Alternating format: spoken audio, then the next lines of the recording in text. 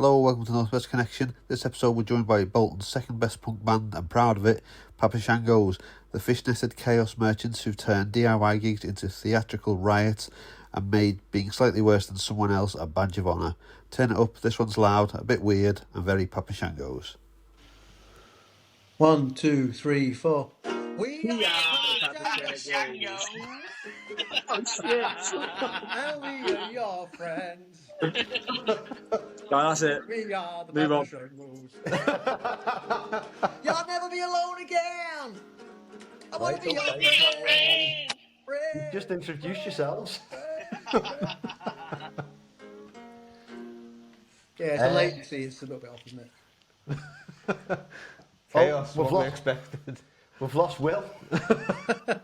He doesn't like that. He's never like that, Tom. He's gone off in disgust. Would you like to introduce yourselves? Yeah, do you want to go first, Alex? Oh, Yeah, I'm Alex, otherwise known as Babyface Shango.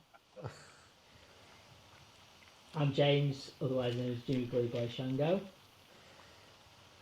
yeah. I'm Lol Shango, otherwise known as Lol Shango. Joining us is Willie Shango. No, he's gone again. No, it's going again.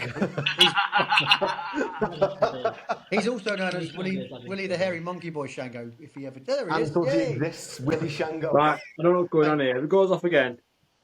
Your ears burning. Anyway, I'm Willie Shango. The names Alex is calling you. Go on, mate. quick, The before it names goes Alex is off. calling you. Get on with it before it goes off again. Go on, introduce yourself.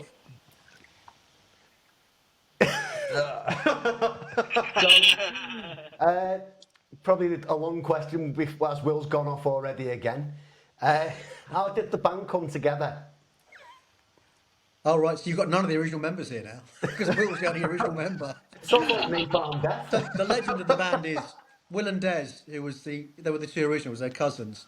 And in the late 90s, they went to see Oasis in Manchester. And they'd never played instruments. They kind of tumbled out sweaty and, and just like buzzing. And they said, we've got to start doing that. And they got together. The name Papashangos came from an American wrestler who was called Papashango. And they just kind of plucked it out of nowhere and ran with it. It had no relevance to anything. And what they started off doing was more or less covers in a sort of garage style. And the garage style was more because they couldn't play very well rather than a deliberate style choice. And they were trying to sound like Oasis. And they did it a bit. If you listen to early recordings from 20 odd years ago, you can hear that Oasis with a tinge of the Cramps in there as well. And then went through various versions of the band, various lineups. I joined in 2015 along with a new drummer and a new guitarist. And we sort of made the sound a bit more rocky and a bit more punk. And it just kind of evolved from then. And then Chris joined us a few years ago, and we'd moved to that sort of punk stage by then. And we keep getting really good lineups and starting to build up a rep. And then everyone leaves apart from me and Will, and we start over again. We're on a bit of an up phase at the minute. We've got a good lineup, and we're getting some good buzz. And we played Rebellion and various little festivals, bigger festivals. Got stuff lined up for next year. Got a bit of a mini tour with Kid Clumsy coming up in November. So it's all coming together again, but just waiting for it to go horribly wrong. It nearly did. We played Rebellion, the big festival in Blackpool last in August. Been really excited about it all year. Building up to it. It's on the Sunday. We're on at 1 o'clock. It's not a very good slot, but we pimped it like crazy. We knew we were pushing to get a big crowd in there. 1 o'clock on a Sunday in Blackpool, and at sound check at 12 o'clock, I was asking about jumping over the barrier to go and see what the sound was like out front of the house, and I went flying. I don't know what I did. Fell over my own feet, flipped through the air, landed on my back. I broke 4 ribs and punctured a lung. No way. I thought I'd maybe bruised a rib or something. It was really painful. I was winded, and I just took an hour to recover. We did the set anyway. Sounds the best he ever sounded, to be honest. Yeah. Did the set anyway, and then went home and after a couple of days ended up in A&E, and they said, "Why are you walking around? You got 4 broken ribs and punctured lung." I was like, "Oh, okay, maybe I'll take a week off work then." And how did that influence your vocals on that day then, Lo? They were a lot more restrained. I couldn't do a lot of the screen things. I couldn't run around. I couldn't jump in the audience. So probably fairly clear and sort of Like I said, maybe it's the best we've ever sounded. I don't know. And where are you guys based? Bolton mainly. Will lives in Bolton. Des used to live in Bolton. I live in Bolton, but then Alex is from Stockport. Jimbo's in Manchester. Manchester, and our other guitarist Andy, who couldn't make it, is in Wigan. No, not Wigan. Where is he? Sort of Tilsley, isn't it? Sort of close to Wigan. Yeah, near Wigan. Yeah. And what are the backgrounds of musical backgrounds of you all? If you want to start, Lol, tell us your musical background. Yeah. I did the whole thing of posing in front of the mirror with a tennis racket as a kid, and then found a bunch of mates at school. And we decided to try. Like me, someone gave us an acoustic guitar. We didn't know how to tune it. Didn't know how to play any chords. Just kind of hit it.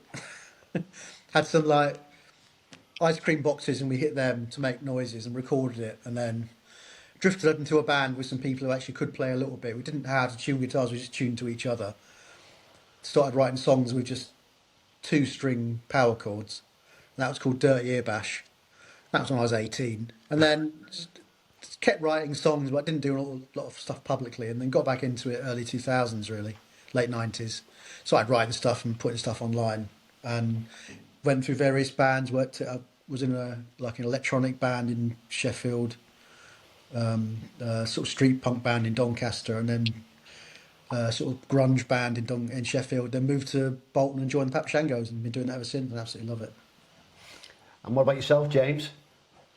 Well, I played drums when I was sort of in my teens and 20s, and I was in a few bands, a few sort of pop punky covers bands in my late sort of teens, early 20s, and then an electronic band for a bit.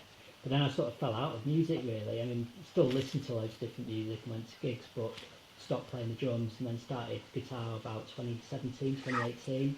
So it's the first band that I've played guitar with. And I hadn't sort of thought, I do like a lot of punk bands, but I've never been a sort of big punk fan in terms of the genre.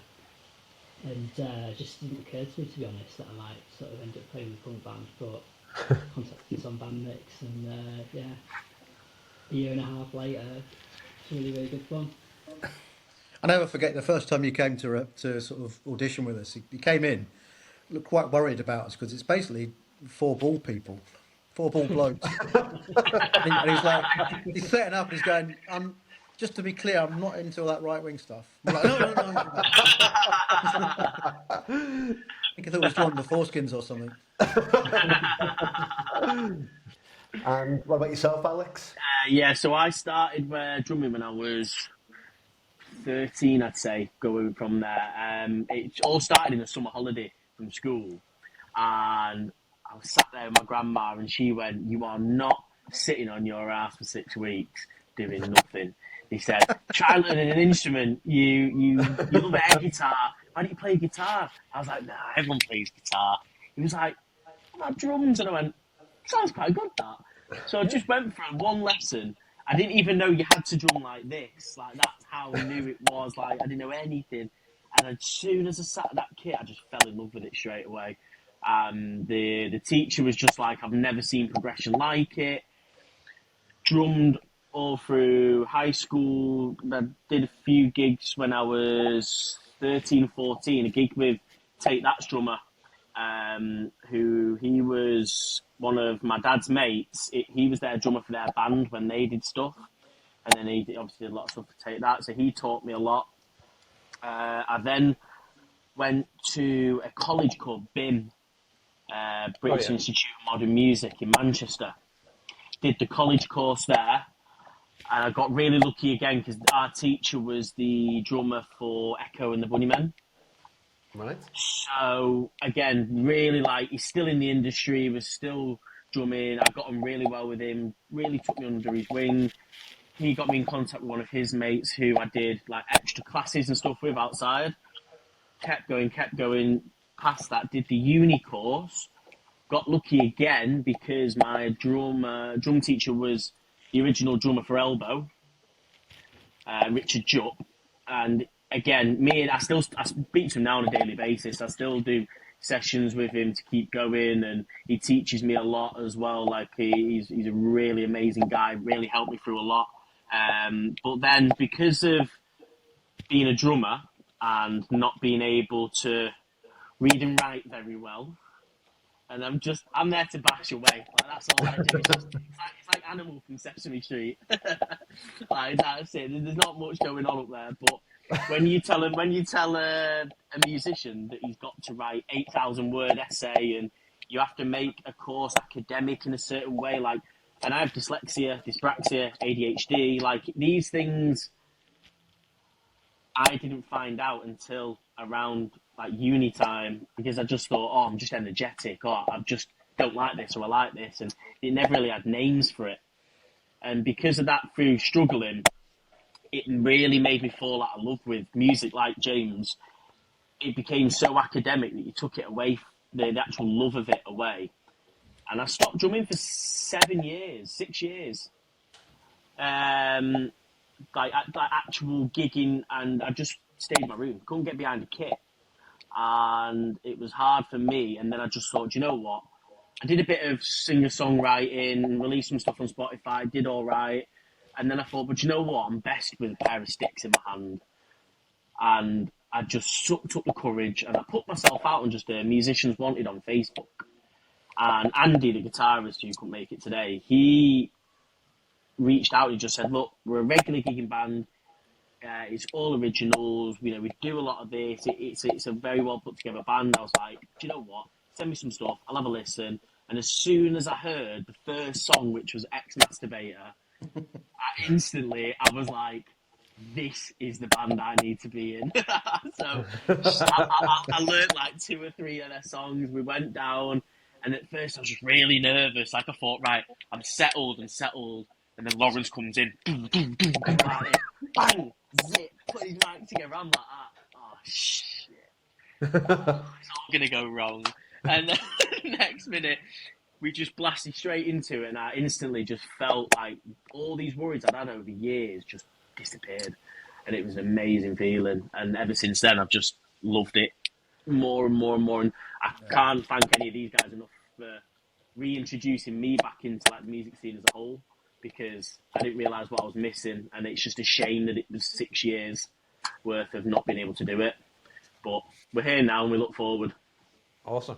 That's cool. I love the beginning of that story where you said, was it your mum or your aunt said, you're not sitting your arse all summer? She said, right, I'm fucking drumming, so I can sit in my arse. Sit in my arse doing this. Yeah, I'll move my hands, but not my ass. Can you each give us your musical influences then? Seeing you didn't start as punk originally. We'll start with you, James. Yeah, go on. Really like wide range stuff. I mean, when I was sort of younger, I used to listen to a lot of Nine Inch Nails, sort of Marilyn Manson, a lot of that kind of sort of 90s rock and Nirvana during that period. Yeah. Then from that, I sort of started to get into Pink Floyd and all sorts of stuff, like sort of 70s rock when I was in my 20s. So I listen to anything, me. But I think probably sort of heavy rock stuff like AC/DC, definitely stuff like New York Dolls, in terms of like the kind of guitar style that I like to listen to, and a bit of bluesy stuff, love blues as well, so I've tried to bring a bit of that into it. Yeah. How about you, Lol? I think my biggest influence is Nick Rivers. Do you know Nick Rivers? I don't know, Nick Rivers. No. Nick Rivers. You ever seen Top Secret with Val Kilmer, his first starring film? I think I've seen it once a long time ago. I saw it. I saw it. It was the follow up to Airplane. Didn't do very well. It flopped miserably. And like, I was out with some mates and we dropped a shitload of mushrooms and went back to someone's house, and they had a VHS of Top Secret and they put it on, and I laughed so much it was painful. And as soon as it finished, I said, "Put it on again. Put it on again." I watched it about four times, just like eyes bugged out. And the thing is, it's like a parody film. It takes the mickey out of sort of Cold War thrillers and teen sort of Elvis films. And it's Val Kilmer as Nick Rivers, who's the Elvis character in a sort of fake East Germany. And he does this. There's this fantastic dance sequence where he does Tutti Frutti, and it's absolutely brilliant. And if you watch that, you'll see that's fucking Lol. That's what Lol does. That's it. Everything else is like peripheral to that. Perfect. So it does make a lot of sense now, really, I suppose. That Yeah, open your eyes. most of Lol's influence comes from National Lampoons.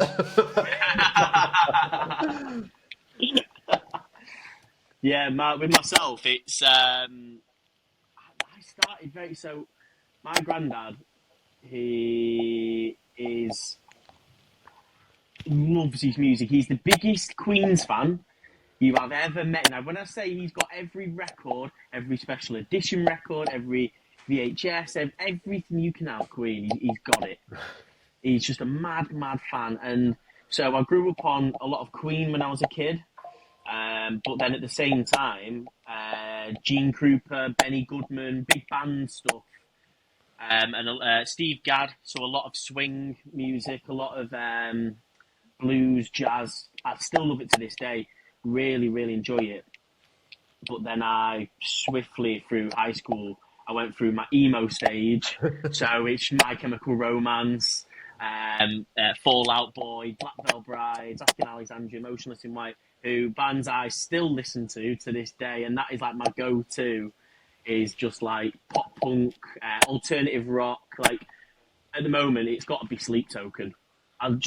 They're the polyrhythms and the different type of how they introduce different music into metal is phenomenal. Really, really like it. But then at the same time, love classic rock. But like Motley Crue, love Motley Crue. And me and Tommy Lee have the same birthday as well, so it's just meant to be. It's meant to be. So how did the theatrical side of the Papashangos, a bit more of it there, but how did the theatrical side of the Papashangos evolve? Oh, that's Lawrence. That's all Lawrence. It's just me, yeah. I used to have really crippling stage fright. I played bass for probably the first 30 years I had anything to do in music, and I always had really bad stage fright. So I played in various bands, and I'd be at the back, not moving, not making eye contact, just like that. And just on a whim, I lived in Sheffield, and this place called West Street Live did a special like stars in their eyes thing where you had to go in and do a set of covers. And just on a whim, I decided to do that. So I wrote about 4 or 5, did my own arrangements for 4 or 5 covers and went in, did it. And it was absolutely the worst thing ever. It was terrible. But what I discovered was it didn't bother me that it was that bad. And I spent so much time trying to be really good at playing bass. And when I went and did a set of covers really badly, I found it was really liberating because I didn't care how bad it was. And it surprised me. There was like a stunned silence. Every song you finished was like... It's like, no, this is great. I could do this. So I just kept doing that, and I got more and more in people's faces and jumped on tables. All the stuff you've seen, run along bars, serenaded people, and it was terrible. The music was awful. And it just I went from that. I stopped playing bass and started singing in bands, and actually got better at it. It's such the openness of it all as well, though. Like the theatrics come from the songs as well. So like, Yeah. just people think punk, it's loud, it's scary, it's just thrashing. But you get a room full of punkers and big Mohicans, piercings everywhere, double platform boots, all this. You put a poncho on them, a multicoloured poncho, and you've never seen the worst dad dancing in your life. Just a full pub. It is amazing to see. And things like ex-masturbate, you hand out a banana, and they're just waving a banana around. It's just all, I'm not doing this anymore. And it's all just, I think it brings everyone together. You see that the bloke at when we played Scream and Shake in Blackpool, some kid got hold of one of the bananas and he's filleting it. Yeah. And it had been on the floor, it had been thrown around, and he's like, He's now on antibiotics. In many hands, that banana. Yeah, he has many, many hands. But it's that whole, it brings people together. It's like, you might be nervous at the back. Throw a poncho on, stay at the back if you want, but then you see them start moving forward. Give them we played a gig in Sheringham, and the barman wanted us to print him a load of the Papashango dollars because he wanted it as his own currency for the bar and stuff. It was just like, because people were making the joke of taking a Papashango dollar to the bar and trying to pay with it, like, as a joke. But it was just like that whole community, like that dollar has just made these two have a conversation. Now they're having a laugh and a joke, and it's all going really well. So it's definitely the theatrics. One, they take away from the music sometimes, and two, it brings people together. So it's amazing. I mean, it did get us banned from Cambridge, to be fair. Yeah, well, sack them. We don't like them. We don't talk about that band that we played with. We got banned from Cambridge, apparently, by a lower league punk band who have no influence on Cambridge punk scene at all. So, Do you not want to go into that a little bit more? Well, yeah, we were on this tour with Kid Clumsy, a great band, and it was one of the first gigs of the tour. Just went horribly wrong. It was like other side of the country. We left lunchtime, hit horrendous traffic. It took us like 6-7 hours or something stupid to get there. We roared in. We pretty much hit the venue at stage time, and as we walked in, the person running it said, "Okay, well, can someone else play their slot?" And so there's all kinds of disgruntledness and raised eyebrows. It's like, oh, we turned up late on purpose because we were on too early. When we hadn't. We've been fucking driving for hours on end. And then there'd been some kind of discussion about whether you could use confetti, and we'd be told no confetti. But we still had our Shango dollars, and they're not confetti. So it was a little bit naughty, I guess. But we did the Shango, did the Shango dollars thing. And in PAYE, the song's about tax, and I give out these Shango dollars, and at the end I just throw a handful at the audience, and it just covers the place. Then the song, when the set finished, we picked them all up again, because we always do, because we recycle them. So they all got picked up. But the bloke who'd said there'd been like a gig chat. The bloke who'd said in the gig chat, no confetti, got my face about it. It's like, I told you no confetti. I said, it wasn't confetti. So I said, no paper. Well, it's not. He said, no, the chat said no ripped paper or confetti, and it wasn't ripped. It's printed paper, and we picked it all up. Whoa. And he's chunking away about it. So I was like, yeah, whatever. And then, the next gig was the one in Sheringham, and he came up to James, and James was trying to be conciliatory and say, "Oh, it's a shame it didn't, let's kind of build bridges." And the bloke went, "No, you're fucking banned from Cambridge. It's a shame. You never play Cambridge again." So when we release our tour dates, there's going to be 3 back-to-back in Cambridge. I thought that was going to be the name of the next record. Banned in Cambridge. Banned from Cambridge. Yeah. So going on to the songwriting process, how does it usually start? It's Lawrence usually writes, at the moment. Lawrence plays mostly it me to at us, the and minute, we yeah. follow. Normally, I just hear a phrase sometimes I'll think of a style of music and think, oh, I'd like to do something like that, and then a song pops in my head, and I'll shout it into my phone, and then later on I'll try and work out the chords, which are usually E, A, D, G, and B, by and large. And then once I've done that, I'll do a demo and hand it to the band. And the band then has the task of unpicking my chords, because I can't really play chords. I just play it. When we say, why does it sound echoed, Lawrence? He went, because I recorded it in the shower. I was like, nice. Just imagine him with his shower cap on, just like that, his clothes on. It's like if someone's going, "So what are you playing in that bit?" And I go, "Well, I'm doing that." And they go, "Well, that's not a chord. It's not a chord. What are you doing? What is it?" And where's your inspiration come from for your lyrics? It's lyrics the hardest thing. They're a struggle. Sometimes I used to have songwriting like a mental illness for a long time. I would be plagued by songs. It would be like constant internal radio, and a song would pop in my head, like 90% written, most of the lyric, and the tunes and the melody and the middle eight and the chorus and the bridges, and it'd be a struggle to record it somewhere so I could then go away and actually do something with it and demo it. And I'd probably lost 90% of the songs I wrote for about 20 years. Before smartphones, I had no way of actually getting them down anywhere. So they went. Since I've got smartphones, a song pops in my head, I can sing it quickly into the voice recorder. I think this is probably an A, because they usually are. And guess what the chords are. If I'm working at home, I can just grab this off the sofa and just struggle out some of the chords and get a rough idea for where it is. And then that's it, basically. Very rarely can I sit down and write a song on purpose. It's a phrase I hear, it's a rhythm I hear, or it's a thought about a genre of song I'd quite like to try, and that's where it comes from.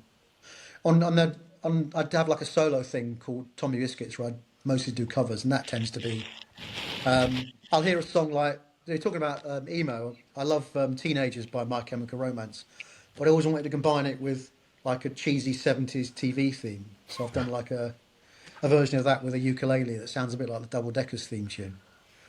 Or if you know Overkill by Motorhead. Yeah. I've got in my head. I've never actually recorded it yet. I've got a lounge version of that, and it's brilliant. It's just I've never actually got around to recording it. Motorhead acoustic. I mean, Alex and Jimbo also write, don't you? Yeah, I wrote some like over COVID when it all kind of stopped, and I still had this fear of getting behind the drums. I started writing my own. It's like lo-fi music, so it's a lot more chilled, stripped back, lo-fi rap music, and I just when you're on your own a lot, and then you get into this mindset of just. Again, you hear a phrase or a word, or I might be watching a film and they've said something a certain way, and I'm like, I'm just going to dwell on that and relate it to me. So I did that for a couple of songs and released them on Spotify. Did well over COVID, like I say. Then I kind of dropped off that because I wanted to start getting back into the drumming again. But I still love to write. I've got a Limp Bizkit style tune that I really want to put to the Papashangos and do it like a punk Limp Bizkit kind of vibe. I think it'd go really well. So we will get LOL rapping at some point then. Oh, absolutely! I'll make sure of it. I mean, some of the songs are some of the verses are rapped almost rather than sung. I can't think of an example actually, but some of them are more staccato than sung. Yeah. There's a lot of spoken wordy type singing, isn't there? Yeah, which is nice. It breaks the tune up a bit, especially when we go crashing in, and then it's good to strip it back, regain the audience, and then bang, you bang. Get them to lose their minds again. Do you guys have specific roles beyond the music in the band, or is that just left to one person? Like your social media and your artwork and. Social media tends to be me or Will, and it's not. Yeah. We don't really do it by arrangement. It's just like something pops up on our head, and we think, "Oh, I'll share it," and I'll share this meme with it and write a stupid comment. Yeah. One thing we're going to be looking into more though is definitely, I think, one thing that I really would like to maybe get in this year, but if not, definitely next year, is getting a music video down. We have a lot of, everything is live footage, whereas I think hitting, getting a good music video together would be really good for us. It's just something to get out there and promote with, and a photo shoot as well, because we can keep giving high quality pictures instead of some, just not all just live stuff. So that's something I definitely want to make a bit of a project for myself for next year coming up, 100%. Yeah. So thinking about the live performances, what's been your favourite memory so far? Rebellion. Rebellion, without a doubt. Yeah, it was amazing. Yeah. Yeah, I mean, Rebellion I was was unbelievable. really up for it. It was a really good gig. It was loads of fun. The place was rammed. It's our biggest audience ever. It's not our biggest venue ever, but that's without a doubt our biggest audience. And if you look at the pictures, the audience went all the way back. It was fantastic for 1 o'clock on a Sunday. Yeah, So it was pleased, so pleased with that. Yeah. A mixture of people who were, into it enough to get up in time for the first band, and people who maybe hadn't been to bed. Yeah. It just worked really well. And sometimes, you've got to really force the ponchos on people in some gigs, people People were scrapping out there and everything, weren't they? But they were just clambering through them in Rebellion. They were loving it. It was really good gig. I mean, Even that was the amazing, but French- also I really love little gigs, little scruffy venues like Scream and Shake, where there's probably maybe 3 dozen people, but they're all bouncing. Yeah. And we've got some. That fills it as well, though, doesn't it? Yeah, It's yeah. like wall to wall, bar to wall, and it's the fringe gigs. You've got it's a capacity of 30 people, and there's 40 in there, and you're just you go jumping, everyone's bouncing, it's shaking, and it's just so intimate. It's amazing. Yeah. Those are my favourites. I do love. I mean, Rebellion was amazing, but I love those little pokey little places where there's just a handful of people, but they're all there for you and they're into it and they're all bouncing with you. think one of my favourite gigs with one of the older lineups was we played a little pub in Ashton called the Station, and it was packed, but it's absolutely tiny. It's about the size of the room I'm in, and you couldn't tell where the band ended and the crowd stopped. And I went for a run and came back, and it was like Dawn of the Dead. Like the audience was stamping all over the guitarist's pedals, and he's going, "Get off, fucking get off!" Changing his tone. It's just brilliant. It's just the best gig ever, kind of up to that point, because it was just chaos. It's Did like classic playing at Rebellion with a big crowd, did that put more pressure on you guys, or did you just go with the massively. flow? No, I think it made me a lot more nervous than usual, but Right. that made me lock in. Like I thought, right, I cannot mess this up. We need to enjoy ourselves, but we need to make sure that they ask us back the next year. Yeah. So, I mean, like you say, so I locked in, but I was nervous until we went, bang, we are Papashangos, and everything just went. It's like there was nobody there, and we just jammed, and it just exploded. But it does make you lock in, makes you nervous, but you have so much fun at the same time. I smashed my snare up. I got so hyped into it. I was in agony for that whole gig. Absolute agony. Awesome. I completely smashed up the snare, which was the best feeling ever. I want to do it again. The great thing was that I got a personal message from Daz Russell Smith, who basically is Rebellion. He's the bloke who books it all and runs it all. He messaged me personally and said, I couldn't make it myself, but I've seen online. It was a really good set, a really good show, and you had a really good crowd in. So he's impressed. Whether we get back next year or a couple of years' time, I don't know. But we've made an impression, and that was the main thing. Yeah, that's it. So now, obviously, Rebellion's been ticked off. Is there a dream venue or festival that you'd each like to play? Download. I'd love to do Boomtown. Oh, Download, yeah. But yeah, I think then maybe the Bawdy Takeover is about the closest we'll get to Download. And I've applied for that before and never been accepted. I'd love to do Boomtown. That just looks like an absolute blast. What about yourself, James? Yeah, I'd love to play Download or around Download. But I'd love to go and play some in Europe as well. If we can get Andy a way of coming over, that'd be really cool. But yeah, all the festivals we played have been really fun. Cool. So what's next for the Papashangos? Well, we've got our biggest gig of the year this Saturday. We're only doing a short set though. It's my wedding. Oh yeah. Big going to Right. Get married. It's going to be messy. It's going to be bouncing. It's going to be Yeah. It's been a whirlwind romance. We met like 30 years ago. Let's not rush into it.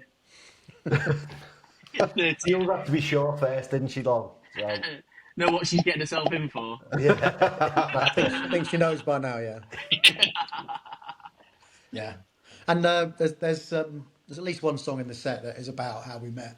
It's called Up All Night, and it's about basically creeping around together for a while before we could actually... Because we both had other partners at the time. and you mentioned before as well, you got a tour lined up in November with Kid Clumsy. Yeah, Kid Clumsy does an annual or biannual tour called Abuse Your Confusion, where they just go around the country with different bands. They usually take a couple of bands with them, and then get a local band, and they have Mr. Bad Axe, if you know him as well, comparing and shouting obscenities while he plays guitar out of tune. And we did a tour with them in sort of Feb, March. That was a good laugh. Sometimes played to empty venues, sometimes played to full venues, but I enjoyed it by and large. And they're doing their final Abuse Your Confusion tour this November. They're going to start doing something else from next year. And so I was chatting to Weeb, who's the sort of brains of Kid Clumsy, and arranged to do... Are we doing 3 of them or 4 of them? I can't remember. 3, I think. 3, yeah. One weekend, isn't it? It's one weekend. We've got Sheffield. Oh, yeah, we're doing 3. No, we're doing 4, because we're doing 3 in Sheffield, Bradford, and Stockton? Another one. Yeah. Somewhere around. Somewhere Somewhere like that. In one weekend, so Friday, Saturday, Sunday. And then at the end of November, they're coming to Bolton. We're doing a matinee show at the Alma in Bolton. It's a Salty Dog in Nantwich, isn't it, I think? Sorry? Is it the Salty Dog? that we play. Oh yeah, that's it. Yeah, Salty Dog's the other one. Yeah. Oh, right, yeah. Yeah, and I think next year as well, like I say, want to get some really focus on the social media side of things, boosting TikTok, Instagram, Facebook, music videos. I would like to say, and I know quite a few videographers, photographers, just to not saying all the time because a lot of stuff we could do ourselves, but I think sometimes just put that bit extra in and get something well put together. It does go a long way, especially these days. They do say quality is everything, but you pay for your quality, so... Actually, I don't know if quality is that important. There's some of the bands I follow at the minute. There's one called TX2, which is an American sort of emo pop punk band. And the lead singer is about that. He's like 5'2". He's tiny. Songs are amazing, and in the songs he takes the piss out of himself quite a lot, but they're really good songs. And they keep posting little 20-second clips of the crowd did this and the singer did that. Headline, so clickbait. And you click in, and it's him just being himself, interacting with the crowd. Yeah. And it's just fantastic. And they get thousands and thousands of views on that. And the song quality is incredible too. Yeah. So I think we could do. All we need to do is just to make sure we film as much as possible at gigs and clip out 20 seconds that's funny. Something goes wrong. It always happens. 20 seconds of that. Stick some music over it. Give it a clickbait title and just keep doing that. Yeah. There's a lot of stuff we've recorded this year we could use. Yeah, the music. I definitely think from when I spoke to a few bands at Rebellion, they were saying they want that some of our songs. They'd love to know what we'd put a music video to for these songs, and I thought it'd just be great to pick like two and just do proper music video for it, just to put out there. And then with obviously your promo stuff is all your live stuff and all that kind, and like I say, just go from there and just see what happens with it. It'll either work, it won't, but you don't know till you try it, I guess. I can pick two songs that you can make videos for now. Go on. I think you should do My Boss is a Cunt and Smash the Data. Yeah, that would be awesome. That would be awesome. That is definitely got to be on the cards. 100% something to look at. So we're going to move on to the fun section now, something a bit more light-hearted. If you could only listen to one album for the rest of your life, what would it be? Start with you, James. Oh God, one album for the rest of my life. Yeah. Can you come back to me at the end? That's really good. Putting you under pressure. I mean, whatever. Go on, sorry. Probably Dark Side of the Moon, actually, to be honest. But I don't think I'd probably get sick of it after about a month. What was that one? I'd probably take Dark Side of the Moon. I love Dark Side of the Moon. Oh, right, okay. But,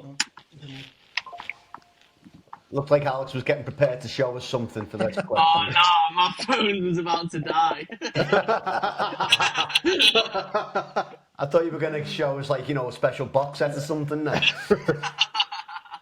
I mean, me and albums, I was the worst person for albums. I was such a singles guy. Makes you sound really lonely.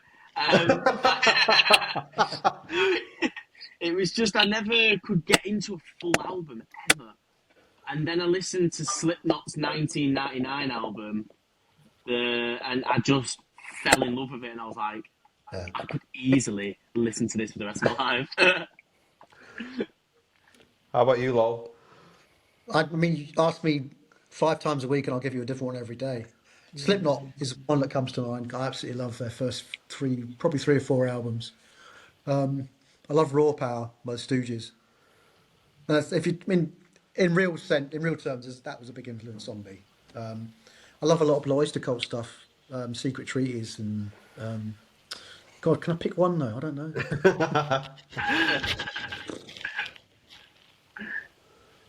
Don't know.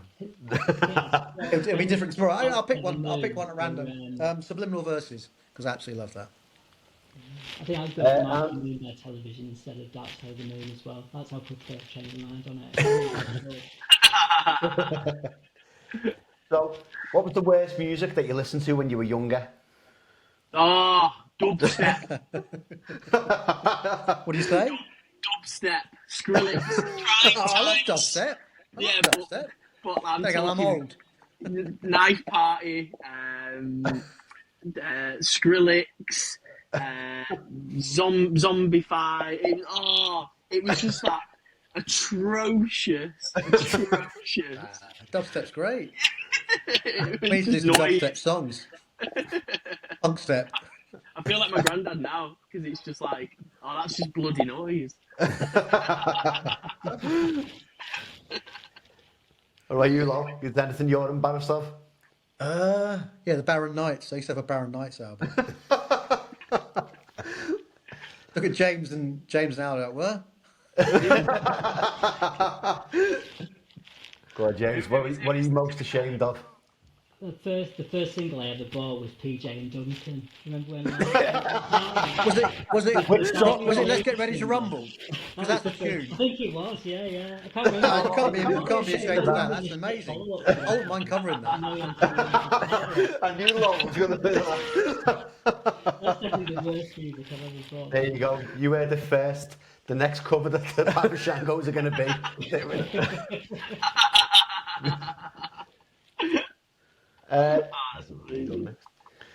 If you could join any band, past or present, which would it be? Oh God. Ooh.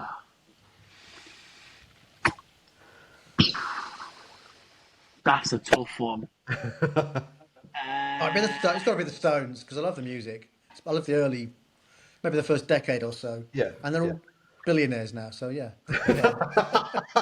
Scratches all the itches. Perfect answer. Oh, it's either right. So these are two different ends of the spectrum. So I'd either join Motley Crue, just because that is the most wildest time you're ever gonna have ever, or I'd go for Fall Out Boy, because I saw Fall Out Boy live and their drummer is phenomenal, and it's just so good. I had a hetero crush on their bassist. Oh, What's his name? He's just gorgeous. Pete In Wells? yeah. the video Yeah. for Thanks for memories. oh God, what's that? Dance. Oh, no. Probably a dance, but the one where the kids got horns. That was Sugar We're Going Down. Sugar We're Going Down. Sugar Yeah. We're Going Down singing. That's I it. remember watching it on MTV2 in about 2004, and I was like, "Oh my God, he's amazing! He's so gorgeous." I love Fall Out Boy anyway; they're great, especially early stuff. Do you Sorry, know James. You go, man. I was 5 when you were watching that. You probably had different feelings than me. And James, just before I ask this question of you as well, is this becoming more educational in terms of your bandmates this evening? No, like the standard. I think for me. So what would your answer to that question then? Say again, sorry. What would your answer to that if you could join any band, past or present? You'd have to be New York Dolls, I think. New York Dolls. Good answer. First time we've had that. Amazing sound, Yeah, it is. great aesthetic. I'd love to have been in New York at that time as well, you know. So yeah, I think that'd be the New York Dolls. Have you got a current song that's on repeat? Yeah. Shit. It's called. It's not going to repeat that many times. What's it called? It's called My Curse by Killswitch Engage. Right?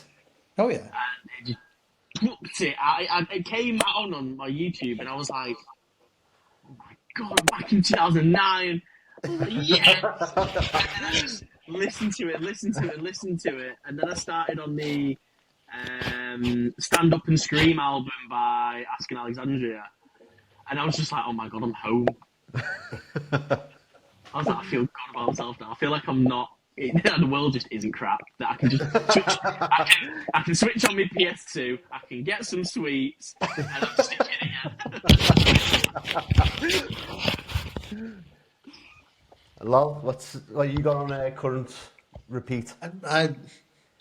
I'm playing Youngblood's new album to death. I absolutely love it. But if It's there's one, amazing. it's incredible, isn't it? But if there's one song I'm playing a lot at the moment, again, it's TX2, this short ass from America. He's got a song called "I Would Hate Me Too," which is just absolutely brilliant. And when he does it live, it's just you've got to watch it. It's just he just fucking bounces. It's incredible.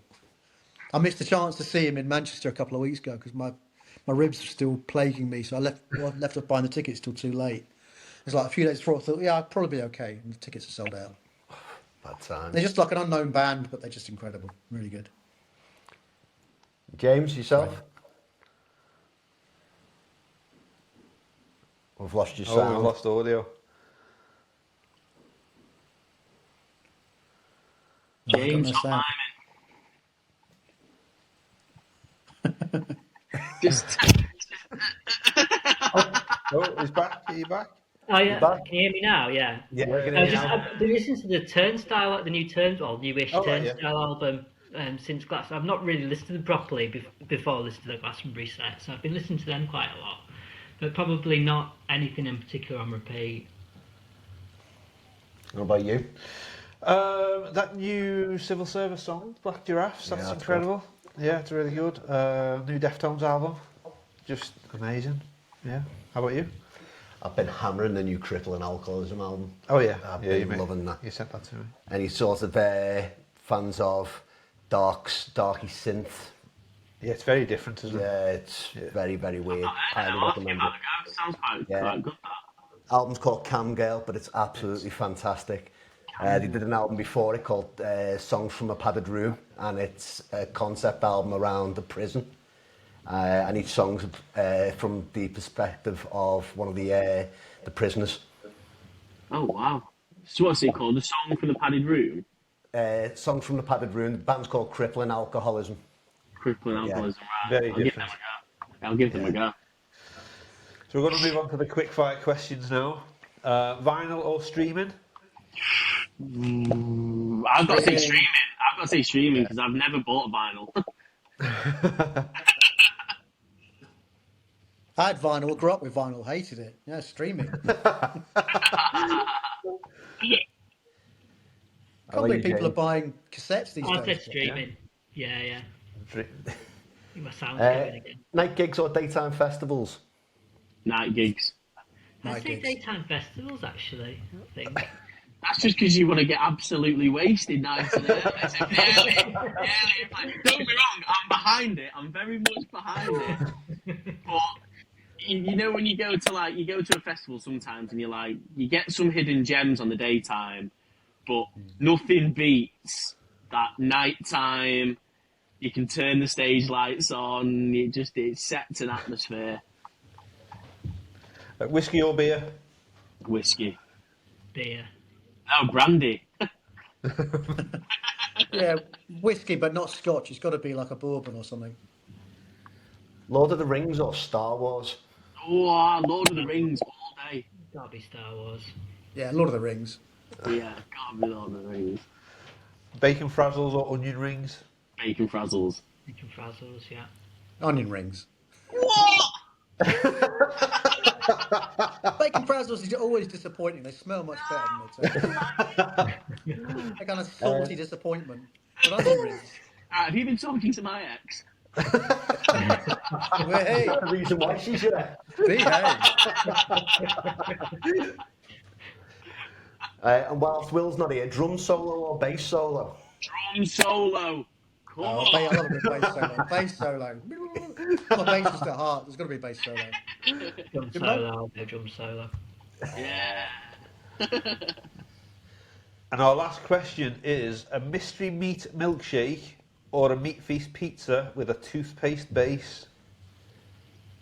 I'll go Mystery What's the meat first one again? Mystery meat milkshake. Oh, mystery meat milkshake, yeah. Sounds good. Oh, I really want to try it. Pizza sounds like a safer option. It might have toothpaste, but at least you know it's toothpaste. So. Unless it's used toothpaste. Is it like first hand toothpaste or? Well, if you want to use, it can be used.